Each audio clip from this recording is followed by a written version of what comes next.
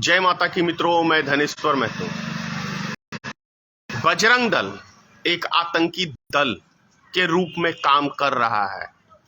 धर्म की आड़ में देश के अंदर आतंक फैलाने का काम बजरंग दल, आरएसएस, तमाम तरह के जो भी अभी आरएसएस के द्वारा या भाजपा के द्वारा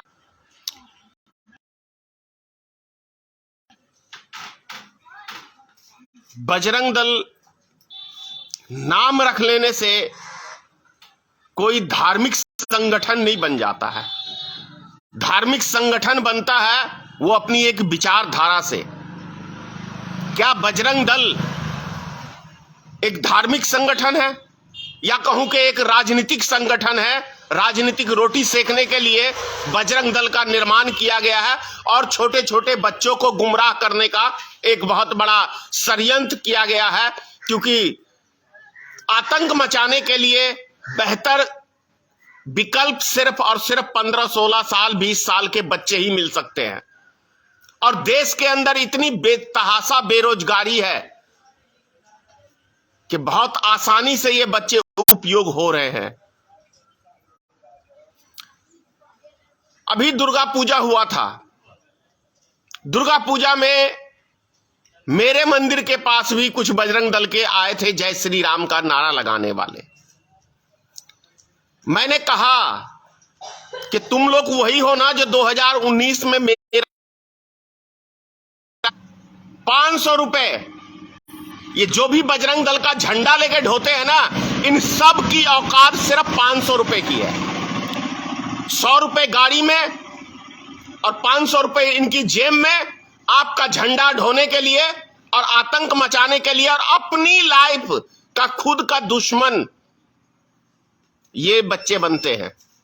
क्योंकि अभी बिहार में जो इन्होंने दंगा फैलाया था और कई राज्यों में दंगा फैलाया था, अभी आपको 2024 में चुनाव है, तो बीजेपी के पास कोई, मैंने फिर कह रहा हूं, कोई एजेंडा नहीं है 2024 में चुनाव लड़ने का। इनके पास विकास के मुद्दे पे बीजेपी चुनाव नहीं लड़ सकती है, आप सब जानते हैं। भ्रष्टाचार के मुद्दे पे बीजेपी चुनाव नहीं लड़ सकती है, आप सब जानते हैं, क्योंकि भ्रष्टाचार की जड़ मतलब नरेंद्र मोदी है और अडानी है। ये लोग काले धन पे भी आप बात नहीं करते हैं, जानते हैं क्यों? क्योंकि काले धन का मालिक स्वयं नरेंद्र मोदी है और इनका मित्र अडानी है। तो ये किन मुद्दों के ऊपर चुनाव लड़ेंगे? यही तो अब बच गया है कि 20 साल 22 साल के बच्चों को अच्छी तरह से उपयोग करो और इनको गुमराह करो और इनको एक बजरंग बली का झंडा थमा दो। पहले जय श्री राम, राम का झंडा, अब वो झंडा भी लोगों ने समझ गया, तो अब बजरंग दल का एक झंडा तैयार हुआ है।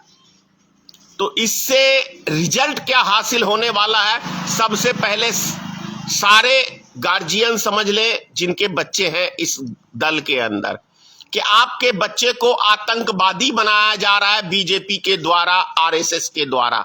क्या आप चाहते हैं कि आपका बच्चा आतंकवादी बने?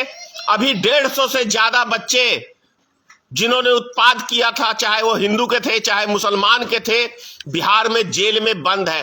क्या बजरंग दल, ये बीजेपी वाले अब उनकी मदद करने वाले हैं? नहीं मदद करने वाले हैं।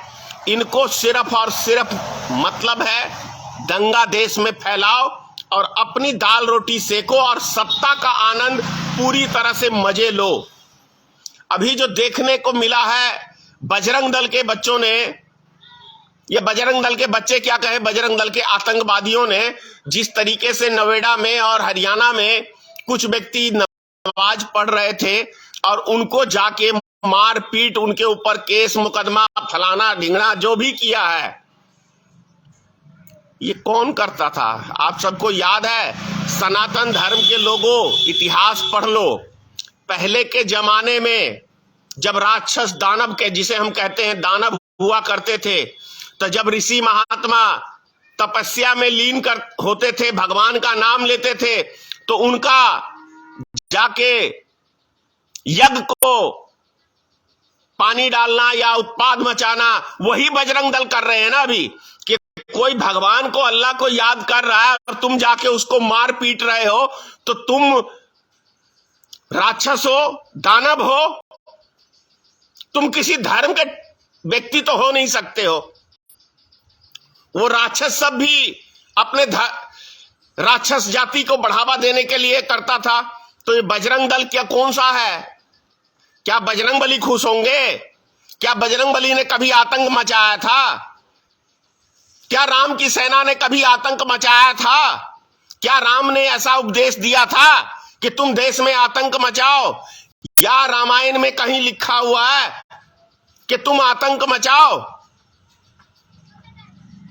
क्यों अपने ही धर्म के और अपने ही देश के दुश्मन बन रहे हो? पाकिस्तान का हाल देख लो क्या हो गया, अफगानिस्तान का हाल देख लो क्या हो गया।